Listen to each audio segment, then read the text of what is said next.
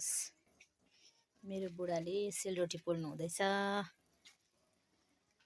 आज क्यारल खेल्नु आउँछ कि त्यही भनेर चाहिँ सेलरोटी पोल्दिएको।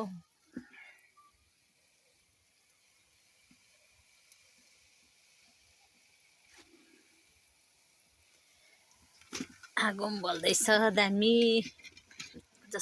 दामी आगो बल्यो भने त दामी पाक्छ नि रोटी।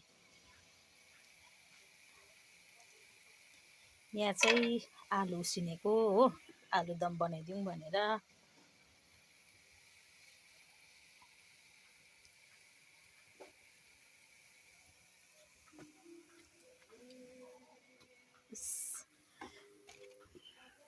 यहाँ हेर्नुहोस् सेलरोटी।